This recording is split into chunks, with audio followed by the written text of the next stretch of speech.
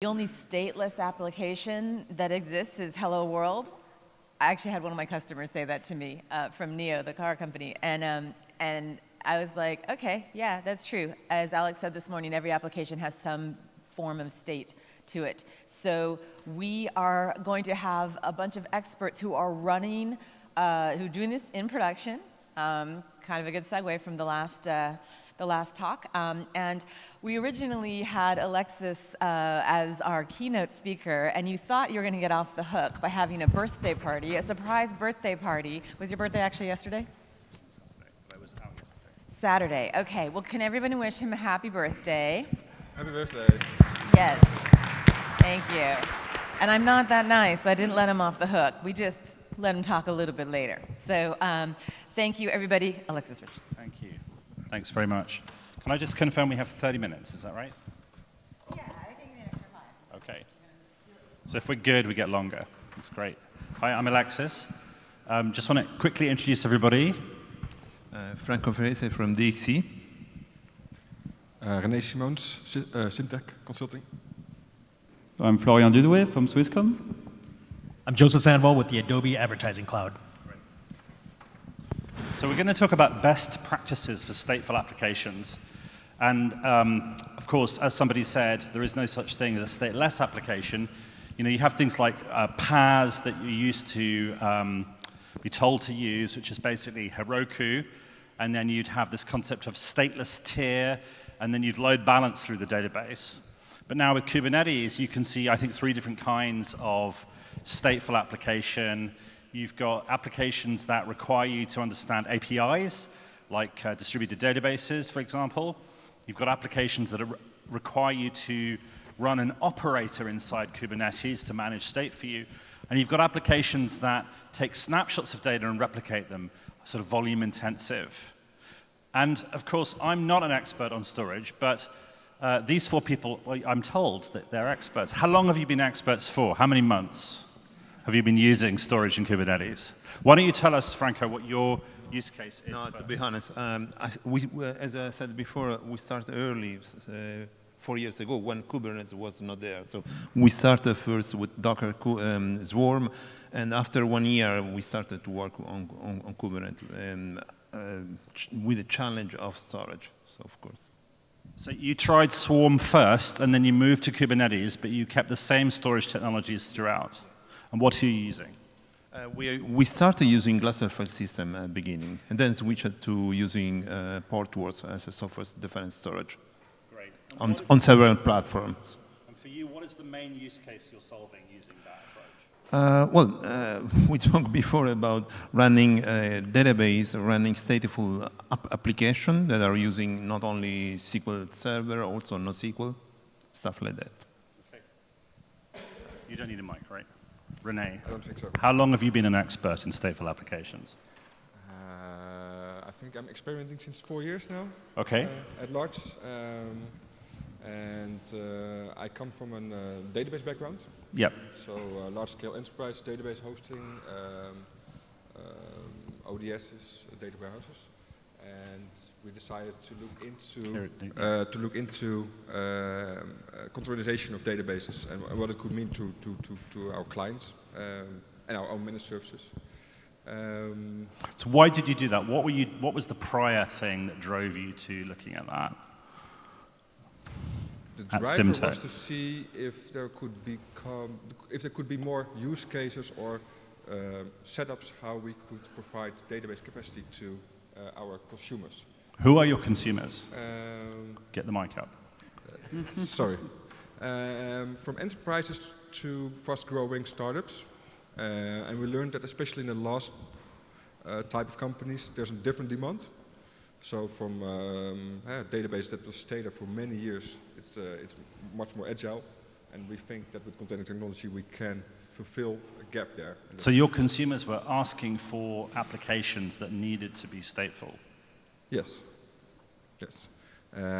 So what we learned is that you still have the case for the classic database, as mentioned by the person before. I think that will change. Databases that run for many years, proven technology, stay away. That's what we learned. But with Kubernetes, we have an addition to our portfolio. So we can deliver databases in a different way, like databases that come and go. Databases that come and go. No, yeah, much, Excellent. much faster, more agile. Sorry for my. That's good. That's great. I've also built some stateful applications. I got into this whole thing because I tried to build a RabbitMQ service using tools at VMware, VMs and the tool called Bosch that's part of Cloud Foundry. And the experience was so upsetting that I decided to leave and go and do a containers company instead. So we've all been there. And Rabbit was definitely a database that came and went. Florian, why don't you tell us about your use cases and what you've done? So at Swisscom, we're mainly a service provider in reselling Kubernetes clusters. So what we want to offer to our customers is a choice of how they can use storage for their applications. We're based on PKS, so we use vSphere-based storage, PKS on VMware. So what we try is to get them to a broad choice of different speed and different way of backupping their application, their storage in the backend. And yes, that's mostly what we do at Swisscom Weaver. So would it be fair to say that your customers are coming to your service expecting similar things to what they get on a big public cloud? Exactly. So that's one of the difficulties we have, because the premise of Kubernetes is portability, but not only in the compute, but also in the storage and everything. So they want the exact same services. They want an NFS-like service. They want a read-write-runs type of block storage as well. So its difficulty is getting all of this at once on-premise, basically. Next difficulty for us. And in terms of best practices for stateful applications, how does the storage service tie up with that for you? What we find out today in our usage statistics is most people use block storage, a lot for Kafka, sort of Kafka, for instance. Mostly deploying Helm charts or what they find online, like best practices to deploy stateful apps. Usually Kafka, some databases. I've seen Oracle run on Kubernetes with that, but... So most of your customers are taking Helm charts off the shelf for something like Kafka or a database, deploying that, and then using the local block storage to store whatever it's quite producing. often a lot of our users are enterprise users. They're not necessarily too much into the topic yet, so they trust the community. Right. And try to get the Helm charts or whatever, best practice they can find prepackaged. Okay. And Joseph, how about you did Creative Cloud at Adobe, is that right? Why don't you come stand here, so I can share the mic with you guys. Yes, actually the advertising cloud. Yes, we have all that cool creative stuff, and we're in the experience cloud with all the other stuff. Once you use those great tools, you want a way to kind of place it somewhere, or maybe it's an advertisement, and various different media channels. Okay, so for you, best practices for deploying stateful applications, how does that impact your customers? Well, so I work with an SRE team, so I work with experts, so I come back to your first original question. And so just like a lot of people on the Kubernetes journey, we started with a lot of the easy stuff, like the stuff that was stateless. Let's start there. And then we had a dual challenge. We were running in the data center, and we're also running in public cloud as well. So obviously resources are different, performances are different. And as we got successful with deploying applications across both environments, obviously you start moving up the chain of hey, we want to put this application on here, and it's running Elasticsearch, or it's running Kafka, or it's running all these things. So we're almost kind of thrusted into having to take on these workloads. So we feel like the best way for us to get there was, let's eat our own dog food. Let's start with our infrastructure. So if I heard you correctly, your use case is actually similar to the one at Swisscom, where you've got demand coming from existing users of tools that they want to use, like Elasticsearch, and they're saying, now help me run this with Adobe. I see. And why don't you run those yourself for them? I'm sorry, say that again? Why don't you provide those capabilities as a managed service for them instead of having them run on your block storage? Actually, so it's kind of interesting because we did kind of make that journey. A lot of times you kind of go there. We're coming from a VM-centric type of a world. We're running OpenStack. And then as we started to see the power of that, we could kind of do these things confidently and do them at scale. We're a team that sometimes we try to do these things the hard way. And then we realized hey, you know what? Yes, we should be making them as a service. I think the previous talk, we were talking about database as a service. We were reticent about it because we just felt hey, we have a very lean team. Can we do this? But we've really pivoted and changed, especially as we learn to embrace a lot of the frameworks that are out there, like using the operators and the charts and all these things. But a lot of times those things just kind of get you so far, and we had to kind of learn a little bit of the hard way sometimes to realize, like, okay, what about day 2? How do we support these? Make sure that when people are seeing things that are not performing right, we know exactly why, and having that right observability to be able to have that insight. So you mentioned day 2, observability, lessons learned. It sounds like you had a few road bumps. Can you tell us about those? And then we'll go down there and do the same. Yes, we did. I think some of the gents on my team actually talked about it a few times, where a lot of times when upgrades were happening, we started realizing, like, hey, we should be respecting pod disruption budgets. Let's actually let them go a little longer. Or we would sometimes cordon off nodes so that when things are happening dynamically behind the scenes, we weren't degrading performance across like these applications behind the scenes. They're obvious now when I think about it in hindsight, but we just had to learn those lessons. Or even when we are doing some of these upgrades and we have other workloads, because we have we don't have like multi-tenancy, like customer multi-tenancy, but we do have these applications that all impact each other, whether it's machine learning. And so sometimes we realize, like, hey, let's just kind of be kind of hacky and scale up our clusters with the autoscaler so that we can make sure performance doesn't get degraded as we do upgrades. So it sounds like you're running a very heterogeneous environment. You've got different types of workload contending for resource and having to deal with that.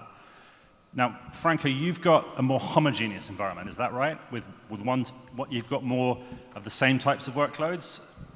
Yes, mostly yes, because we are addressing a large, I would say, area in which there are traditional applications. So we do legacy transformation, legacy modernization, and most of the applications are Java-based applications with the relational database, store, and stuff like that. So we do that.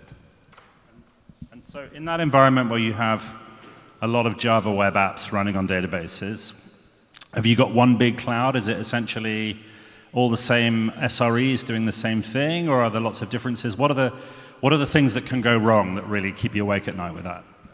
I would say yes. We use different clients running on different clouds, 2 or 3, specifically in my case in public sector.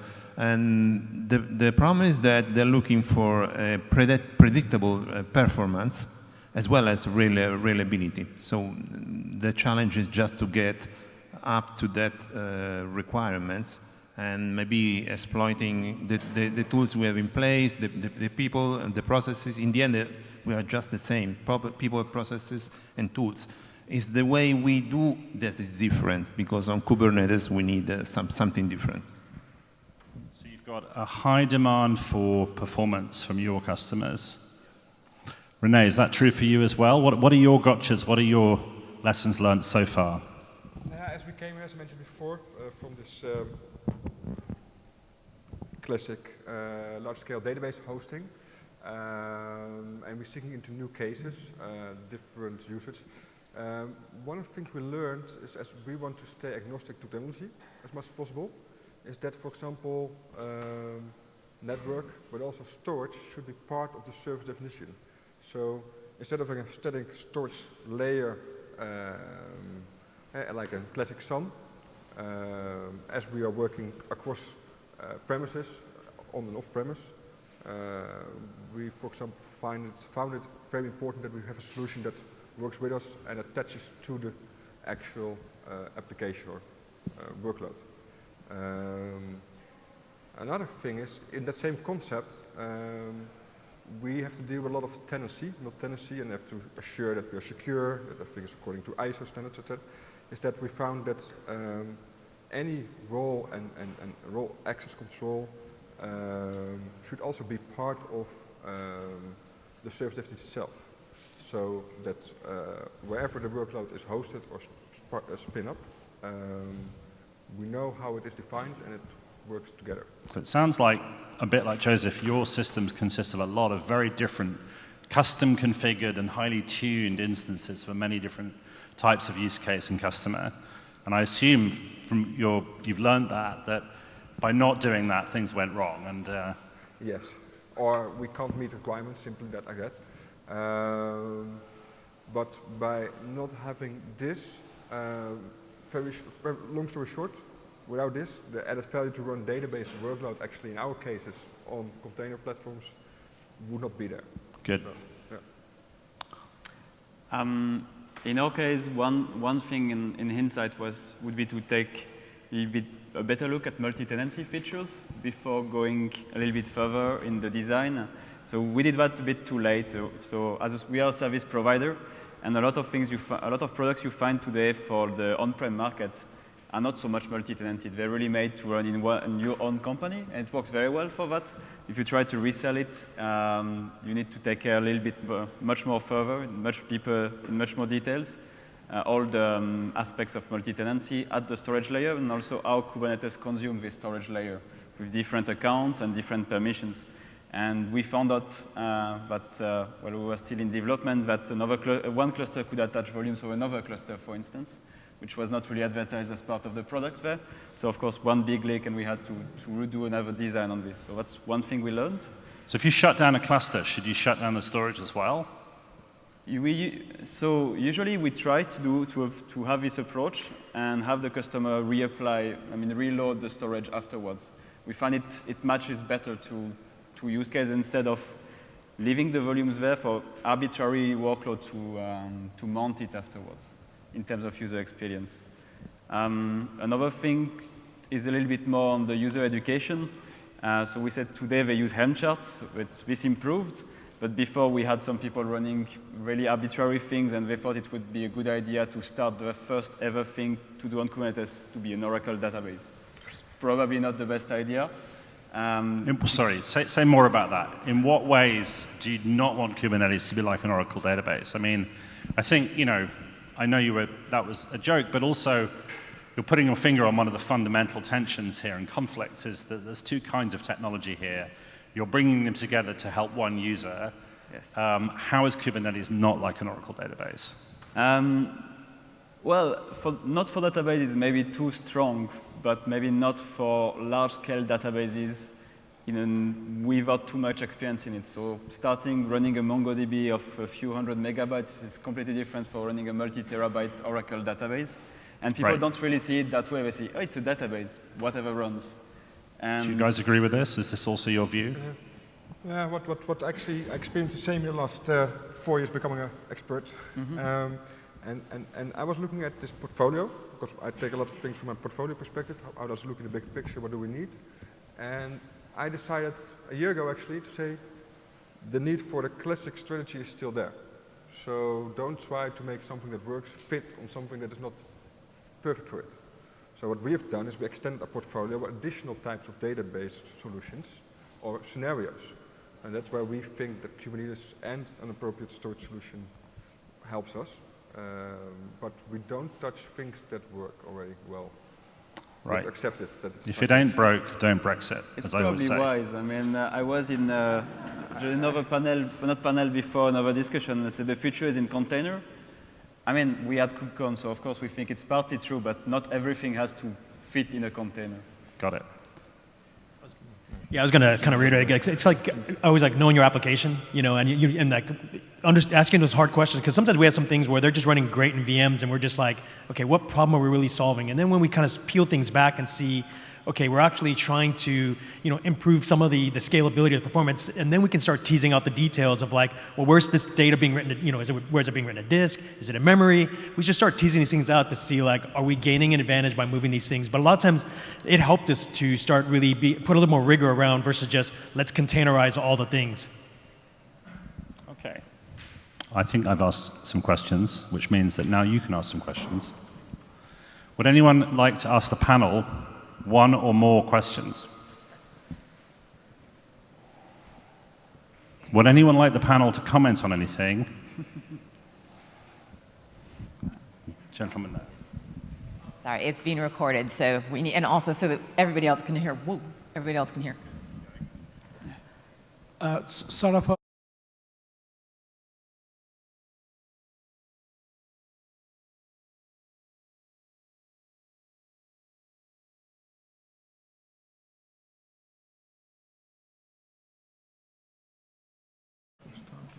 I didn't hear the question.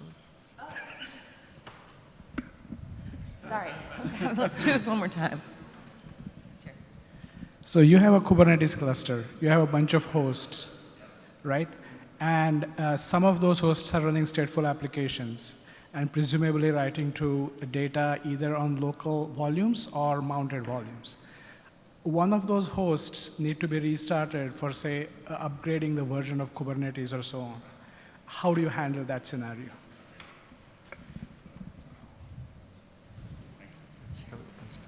So this is a question about running a single cluster with different kinds of workloads and many different hosts. And some are stateful, some have local volumes, some do not. And one host goes down. And basically the question is, you're the SRE, it's 2 in the morning, what happens next? No, we are talking about. He's the expert, eh? No, thank you. No, I'm just saying about the experience we have, and I was talking before with Harry Han from Portworth about that, because we are looking for a more serious reference architecture to use in this case.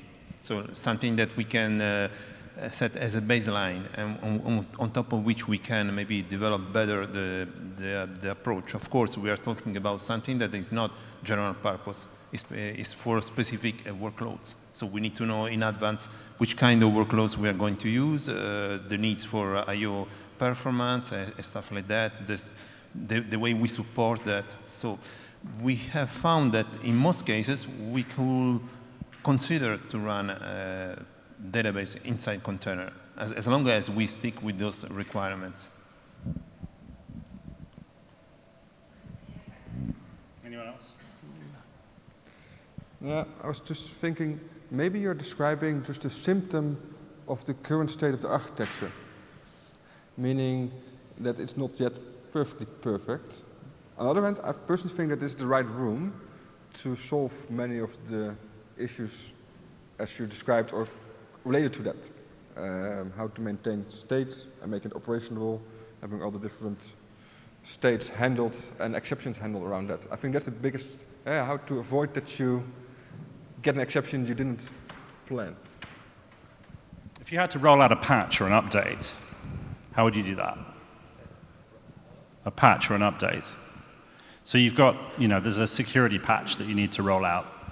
And you've got Kubernetes clusters and you've got data as well.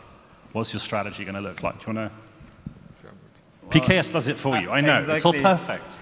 Well, maybe not perfect, but at least it has a strategy for that, right? So but what's the strategy in relation to the data as you're changing Kubernetes? How would you think about that? Well, with persistence volumes, it's rather simple, right? It rolls out node by node.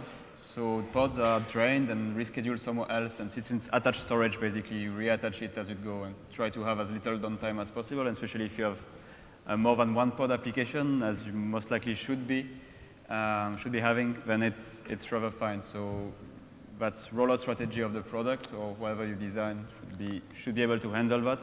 Of course, it's difficult if you use local volume. So then in that case, you need to have application layer, like rely on data, basically. So for instance, 3 MongoDBs can each use a local volume, but they need to be in sync at the application level. So that's really. But if it's MongoDB, you don't need to worry about reliability anymore. Sorry? You've just sacrificed all of your beliefs about storage by using Mongo anyway. Yes, true. Yeah, I was going to say, we kind of have a very similar strategy. I think I mentioned earlier, like one of the lessons we learned is that we were starting on Elasticsearch, and we read a blog, and that's why we went probably wrong at the beginning. But the architecture, what they said, was similar to what we were doing. But then we kind of realized later on when we were trying to do an upgrade, and this is where we kind of learned things like I mentioned earlier, where we were like, oh, maybe we should not let all this scheduling happen, and things are, as the upgrades happening, nodes are disappearing. Our clusters with cluster autoscaler was like things were very tight, and we had other workloads in there. So as things are being, we're trying to get rid of pods, and things are getting scheduled on top. So it's just kind of like, I wouldn't say it's one-on-one things. It's just something we had to learn. But that kind of led us to a very similar approach about how to do our upgrades. Anyone else got a question from the audience? A gentleman at the front.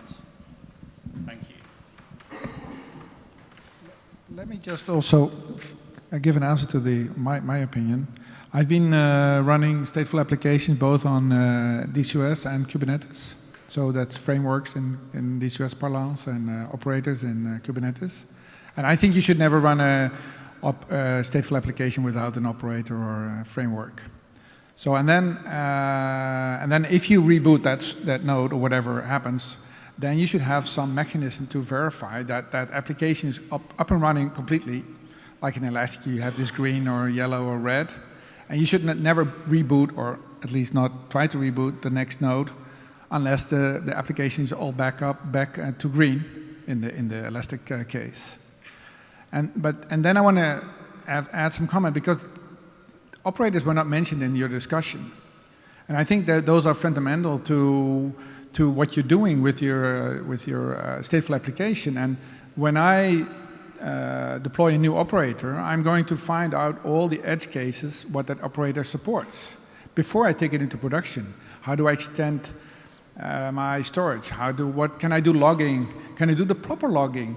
Because some applications don't log on, rich logging with REST or JSON. Maybe you cannot add some container that makes your logs rich. Then, so you might be in problem. What do you do with Prometheus? Can you have Prometheus entries?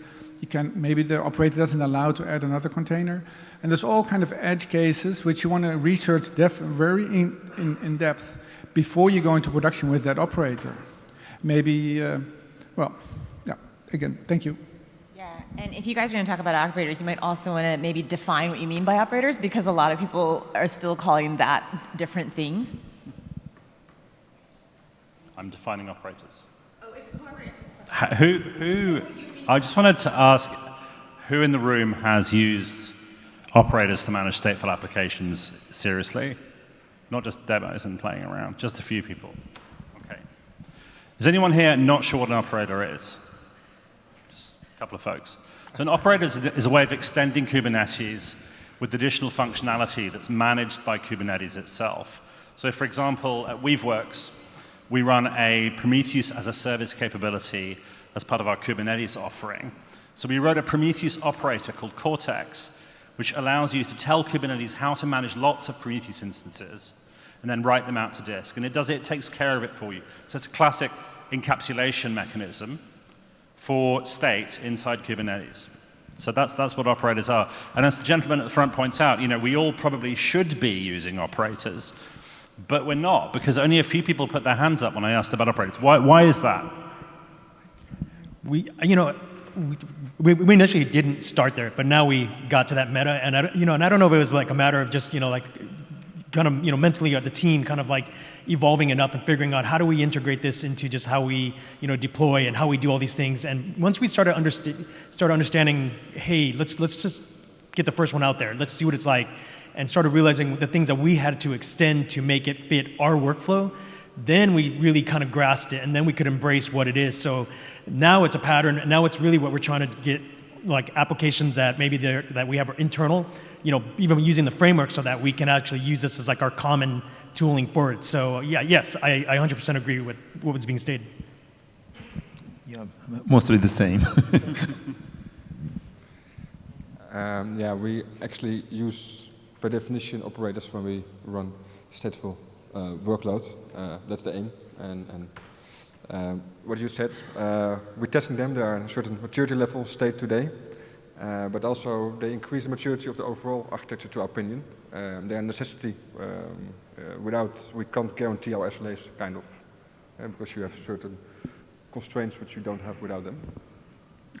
I think no one will speak against operators in this panel. The question is not speaking against them. The question is why only a small number it's not. It's not so. It's still a recent paradigm within Kubernetes world, right? The fact that there are presentations as intro and operator today leads me to believe it's rather normal that not so many people use it. So I expect within a year. I visited a large enterprise customer, a bank, just 2 weeks ago, and was talking about this. And as soon as we mentioned operators, they said, wait, stop, time out. And do you seriously expect us to write an operator? You must be out of your minds. There's no way we're going to do that. Way too complicated for a large organization to do that. The maximum we could possibly consider is if somebody gives us something as part of the Kubernetes distribution and says, use this, it's safe, and if anything goes wrong, you can shoot us in the head. So I think for me, the main issue with operators is it's just too scary, too new. What are you laughing about? There are edge cases, it is true. But the pain without them is higher. Yeah. The pain without the operator. The pain without the operator is higher. Okay, good. Yeah, like the other one. Yeah. All right. Any last questions? I think we have one or 2 minutes left. One last question. Anyone want to throw anything? Okay, please thank the panel.